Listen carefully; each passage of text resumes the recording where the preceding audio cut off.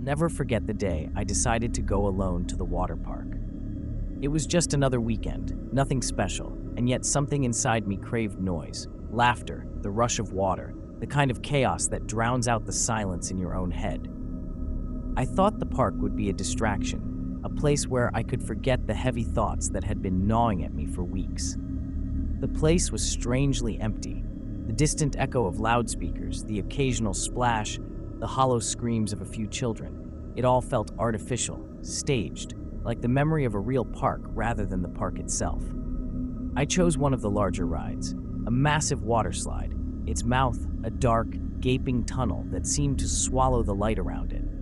I told myself it would be fun, the kind of thrill I hadn't felt since I was a child. I pushed forward and let myself slide.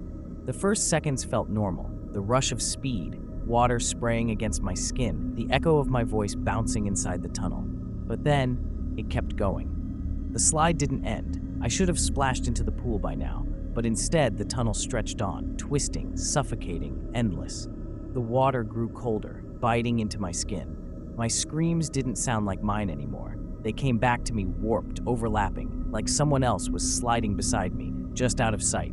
And then, finally, I was thrown out, but not into the pool I expected. I landed in a shallow basin, its water stagnant and bitter with the smell of old chlorine. I looked around, coughing, and realized I was no longer at the park. The room was lined with tiled walls, pale and grimy, illuminated by flickering fluorescent lights that buzzed like insects trapped in glass. The sound of dripping water echoed from somewhere unseen, a slow, deliberate rhythm that filled the silence between my breaths. At first, I thought I'd stumbled into some kind of maintenance area, a staff-only section, but there were no signs, no exit doors, no ladders leading up to the park above, just corridors, stretching endlessly in every direction. Each one identical, tiled walls and stagnant pools, the air thick with moisture and the metallic tang of rust. I started walking. Minutes passed, then maybe hours. My footsteps splashed through shallow puddles, but the corridors never changed. I turned corners only to find the same walls, the same buzzing light, the same crescent-shaped puddle reflecting the ceiling above. It was as if the place was looping, folding back on itself. Eventually, I shouted for help. My voice tore through the silence, bouncing off the tiles, but what came back wasn't my echo. Not exactly. It repeated my words a second too late, lower, slower, like someone else was standing just beyond the darkness, mocking me. "Hello?" I called out, my voice trembling. "Hello," the shadows answered, distorted, close, too close.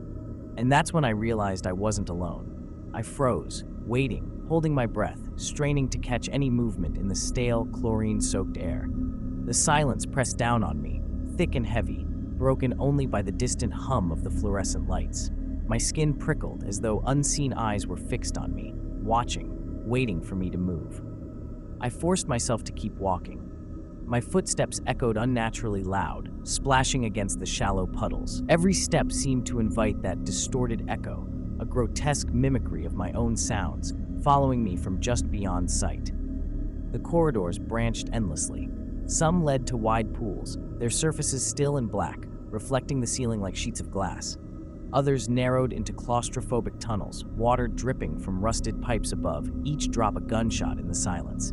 No matter where I turned, I never found a door, a sign, a staircase, nothing that suggested escape. And then I began to notice the changes. The tiles on the walls, once clean but faded, grew darker, stained with long streaks like something had been dragged across them. The lights flickered more violently, sometimes cutting out for seconds at a time, leaving me in suffocating darkness. Each blackout filled me with the sick certainty that when the light returned, I wouldn't be alone anymore. Worse still, I started hearing the water move, not dripping, not splashing from me, but the deliberate ripple of something large shifting beneath the surface. I would pass a pool and see concentric waves disturb the glassy calm, though nothing had touched it. Sleep deprivation thoughts crept in, though I hadn't been there long. Or maybe I had. Time made no sense here. My watch had stopped, and the buzzing lights created a constant twilight where minutes and hours blurred together. Hunger gnawed at me, thirst scorched my throat, yet the idea of drinking the stagnant water filled me with dread, and always I felt pursued. Once I heard it clearly, footsteps that weren't mine, just out of sync, wet and heavy, slapping against the tiles behind me. I spun around, heart pounding, but the corridor stretched back empty. Only my reflection stared at me from a thin film of water on the floor, except it didn't move when I did. For a breathless moment, it just stood there, frozen, watching me with eyes that weren't mine. Then the fluorescent light flickered, and it was gone. I ran after that, sprinting blindly through endless hallways, lungs burning, the sound of rushing water thundering in my ears. Some passages led me to slides, open, yawning tunnels, slick with a thin layer of slime. I thought of throwing myself into one, hoping it would lead back to the world I'd lost. But I couldn't. Something deep inside whispered that if I went down, I'd never stop falling. At some point, I collapsed by the edge of a pool. The surface shifted as if disturbed, and I swear I saw a pale hand rise just beneath the water, pressing against the underside as though the pool itself had a ceiling. The fingers dragged slowly across, leaving streaks in the reflection. My own reflection didn't match me anymore. Its lips moved, whispering something I couldn't hear. And that was when I realized this place wasn't just endless. It was alive. I don't remember how long I sat there, staring at that pool, watching my reflection move without me. Maybe minutes, maybe hours. The buzzing lights above droned on like dying insects, and I felt something inside me begin to crack. I told myself it wasn't real, that I was hallucinating from exhaustion, from dehydration, from fear. But then the reflection spoke again. This time I heard it. "You'll never leave." The voice wasn't mine. It was deeper, wetter, as if it rose up from the throat of the water itself. The reflection smiled, lips curling in a way my face never could. I stumbled back, slipping on the wet tiles, and when I looked again, the water was calm, just me staring back, pale and broken. I ran. Not because I thought I could escape, but because staying still meant being devoured by that silence, by those whispers. The corridors twisted endlessly, repeating themselves like a nightmare loop. I passed the same crescent-shaped puddle again and again. Each time, it looked darker, thicker, as though something beneath the tiles was bleeding into it. The air grew colder. My breaths came out in mist, unnatural in a place like this. The hum of the lights slowed, stretching into a low, guttural moan that vibrated through the walls. My body screamed at me to stop, to collapse, to give up, but I couldn't.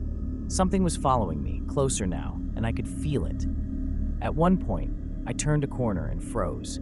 Ahead of me was the slide, the same one I'd entered at the park, but here it loomed like the open mouth of some colossal beast. The edges of the tunnel pulsed, wet and fleshy, glistening under the dim lights. A foul, moldy stench poured from its throat, mixed with the coppery tang of blood. For a moment, I felt relief. Maybe this was my way back. Maybe if I slid down again, I'd return to the real world. But deep inside, I knew the truth. That slide wasn't an exit. It was a trap, a throat that would swallow me whole, dragging me deeper into this place that had no end. And behind me, I heard it. Wet footsteps, deliberate, slow, closing in. I didn't dare turn around. The sound grew louder, closer, until I could hear the faint squelch of water with every step. A breath brushed the back of my neck, cold, rancid, wrong. I had no choice. I hurled myself into the slide. The world rushed past me in choking darkness, water freezing against my skin, tearing the air from my lungs. The tunnel twisted, deeper and deeper, until there was no sense of up or down. My screams were swallowed by something vast, endless, alive. And then, silence. I opened my eyes. I was back in the same tiled corridor, the same puddles, the same flickering light. Only now I understood. There is no escape. There never was. This place doesn't want you to leave. It wants you to stay, to unravel, to break until you're just another echo in the endless hum of its halls. And I can feel myself slipping. I can't remember my own name anymore. I don't know how long I've been here. But I know this, you'll find me in the water. Subscribe to Horror Story